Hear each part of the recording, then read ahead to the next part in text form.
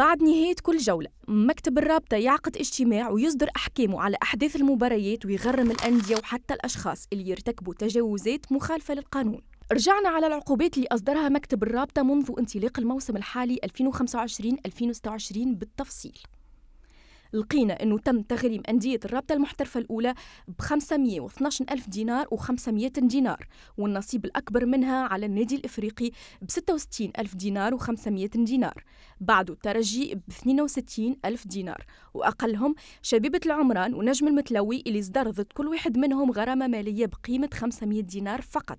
ومستقبل سليمان هو الفريق الوحيد اللي ما صدر ضده حتى غرامة مالية، 0 مليم ضد الجمعية.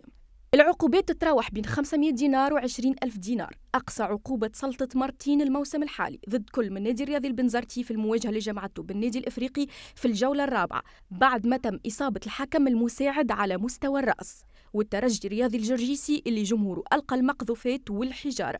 نفهموا منه أنه عقوبة 20 ألف دينار تتسلط ضد الجمعيات اللي جمهورها يتسبب في أضرار بشرية قد تهدد حياة الموجودين في الملعب رسمي المباراة خاصة. وبالنسبة لأندية الرابطة الثانية فقد تم تغريمها كلها بمجموع 150 ألف دينار، فضلا عن العقوبات الفردية اللي صدرت ضد مدربين أو مسؤولين وصلت ل 156 ألف دينار.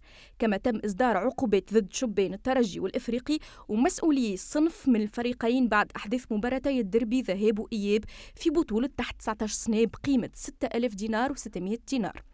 باش يبلغ المبلغ الجملي للعقوبات المالية اللي صدرت منذ انطلاق الموسم في أوت الماضي حتى لليوم 861 ألف دينار و100 دينار. والسؤال اللي يجي لبال الجميع، شنو مصير الفلوس هذه؟ توجهنا بالسؤال هذا الأمين مال مكتب الرابطة السيد ثامر المكور، وهذه كانت إجابته. يمشي الجامعة التونسية كرة القدم بطبيعة الحال. الجامعة التونسية كرة القدم عندها مصاريف بخصوص الموظفين، بخصوص لي ديبلاسمون تاع لي زيكيب ناسيونال يصرفوا هيك المصاريف، وفما بطبيعة الحال مصاريف يومية نتاع بخصوص الرابطة زادا. لا أما مصاريف يومية اللي احنا نصرفنا منها الأجور نتاع الموظفين نتاعنا واللي ديبلاسمون نتاع الماتشوات كما دي سوبرفيزور يمشيو سواء كان لي ماتش نتاع لي جون ولا الماتشوات نتاع السينيور يخلصوا مغادي زادا. جدير بالذكر أنه المسؤول اللي ما يخلصش العقوبة اللي تغرم بها ما عندوش الحق يكون حاضر على مقاعد البدلاء في المباراة الموالية، والجمعية اللي ما تخلصش تنجم توصل عقوبتها إلى حد خصم النقاط.